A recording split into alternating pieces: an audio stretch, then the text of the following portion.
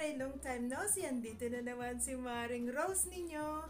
Ngayon po mag-share ako kung paano natin i-upgrade ang mga nilagang itlog po natin para hindi po tayo nagsasawa sa share-shot.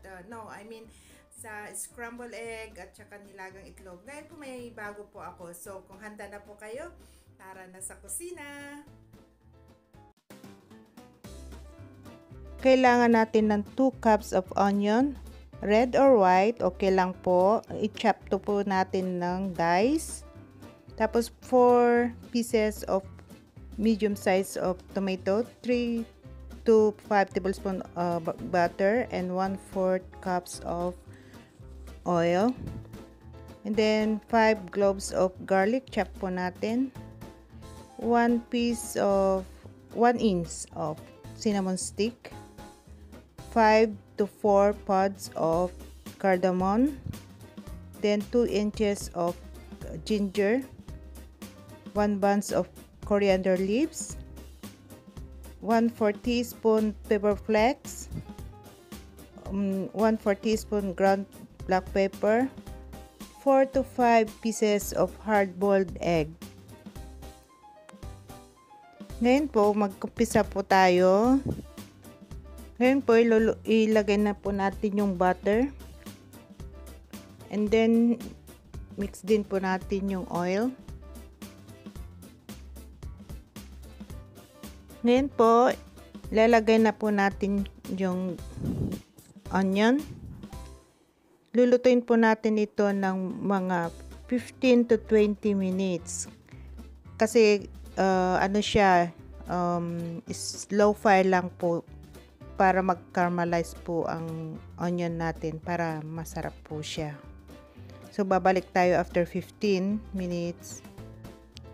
Ngayon po, habang hinintay natin maluto yung sibuyas, i-chop po natin ang kamatis into crosswise. Ganyan po. Para mas madali po natin itong gadgarin kaysa po yung lengthwise. Mas mabuti po yung ganito. Ngayon, gagamitin po natin yung malalaking hole ng gadgaran. Yan po, ganyan po. Ito po, tapos na po natin nagadgad ang kamatis. I-set aside na lang muna natin. Mamaya po kasi natin yan ilalagay. Ngayon po, habang linuluto pa rin yung sibuyas, i-chop po natin yung coriander leaves. Yan, tapos set aside po natin ulit.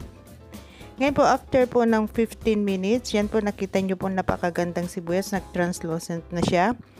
Ready na po siya. Lagyan na natin yung ibang spices or ingredients. Yan, yung garlic at saka ginger.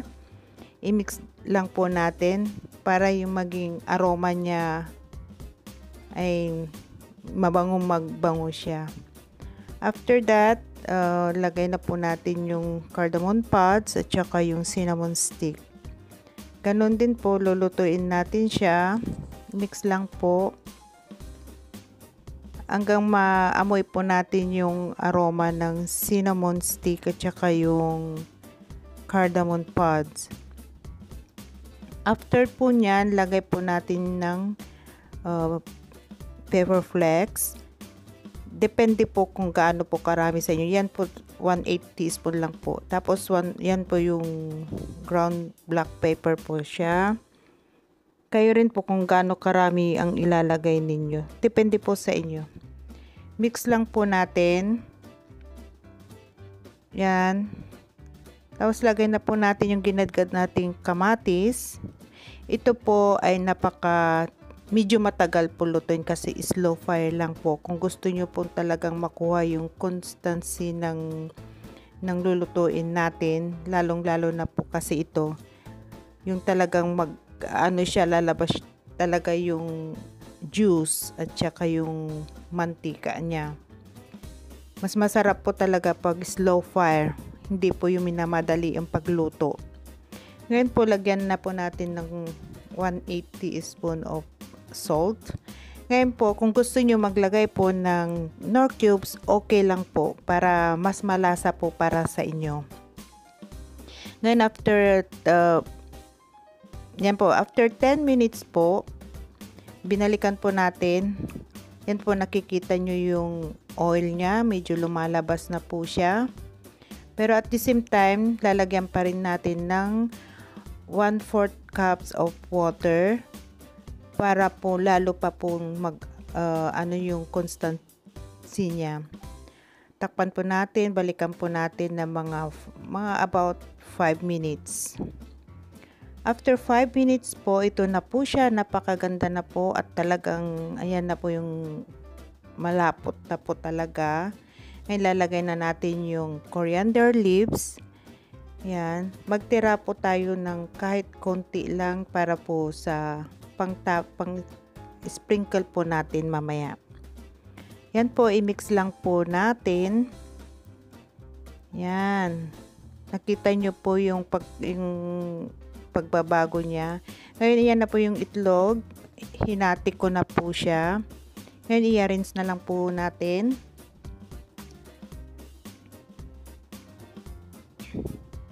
Yan po, tapos lagyan po natin on top. Kasi kaya ko po ginagawa ito. Kasi pag hinalo po natin yung itlog, may posibilidad po itong madurog o mawala po yung yellow, yung egg yolk niya. Kaya ito na lang pong ginagawa ko para mas maganda po siya.